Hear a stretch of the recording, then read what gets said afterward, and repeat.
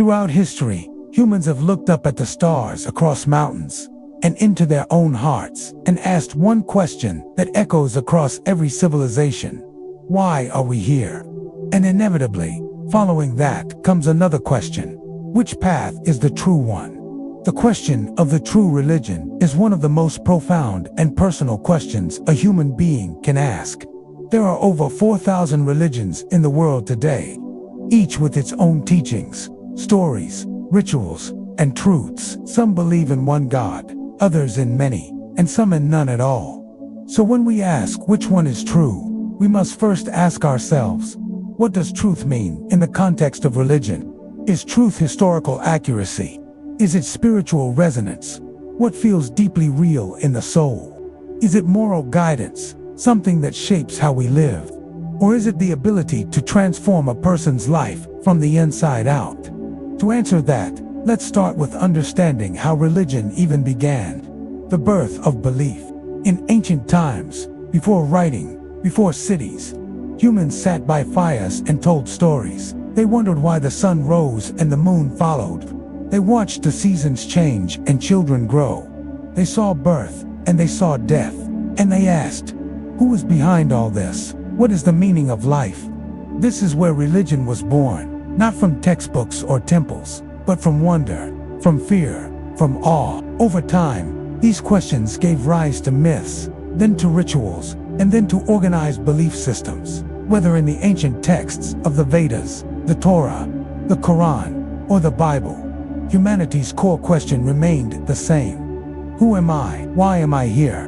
What happens when I die? The Big Five. A glimpse. Let's take a brief, respectful look at the world's major religions and what they claim. 1. Christianity teaches that there is one God and that Jesus Christ, his Son, came to earth to redeem humanity through his death and resurrection. Christians believe salvation comes through faith in Jesus and following his teachings of love, forgiveness, and grace. 2. Islam holds that there is one God, Allah, and that Muhammad is his final prophet. Muslims follow the teachings of the Quran, which they believe is the final revelation from God. They believe in submission to God's will, prayer, charity, fasting, and pilgrimage. 3. Hinduism, one of the oldest religions, believes in a vast, complex divine reality with many gods and goddesses, but also a single unifying presence called Brahman. Karma, reincarnation, and the pursuit of enlightenment are central themes. 4. Buddhism, emerging from Hinduism, is more of a philosophy than a theistic religion. It teaches the path to end suffering through understanding, compassion, meditation, and ethical living, as laid out by Siddhartha Gautama, the Buddha. 5. Judaism teaches that there is one God who made a covenant with the people of Israel. Jewish life is focused on law, ethics, community, and remembrance of God's faithfulness across generations. There are many others: Sikhism, Taoism, Shinto, Zoroastrianism, and countless indigenous belief systems, offering unique windows into the divine. Can they all be true? Here's the challenge. Each religion offers exclusive claims. Christianity says Jesus is the only way. Islam says Muhammad is the final prophet. Hinduism and Buddhism believe in reincarnation, which Christianity and Islam reject. Judaism doesn't accept Jesus or Muhammad as divine figures. So, logically speaking, they can't all be true in the same way. But perhaps they are all true in different ways, different lenses, same light. Imagine the divine as the sun, and each religion as a stained glass window. The light shines through differently, depending on the shape and color of the glass, but the light is the same. Some say religion is like mountain climbers, ascending from different sides of the same mountain. Each path looks different. Some are steep, some are winding, but the summit, the divine's, the same. Yet others argue that truth cannot be relative. If two religions say opposite things, one must be false, or at least incomplete. So where does that leave us?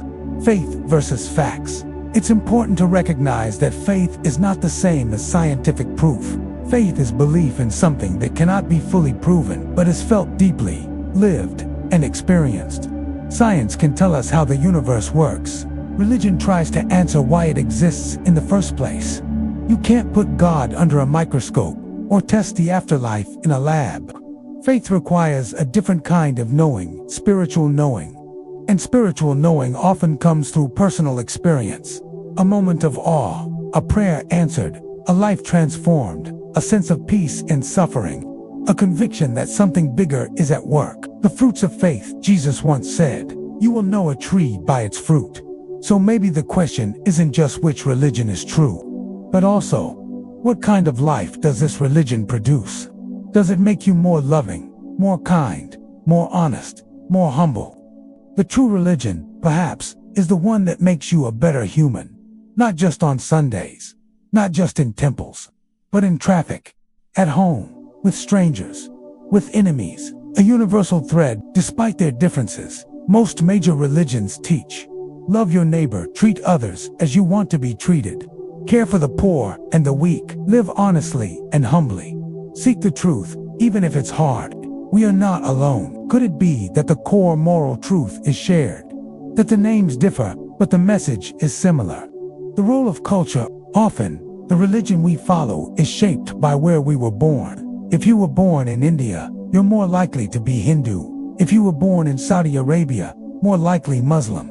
In America or Europe, more likely Christian. In Thailand or Japan, perhaps Buddhist or Shinto. This doesn't mean truth is relative, but it reminds us to be humble. Your religion may feel obviously true to you, but remember, someone else feels the same certainty about theirs.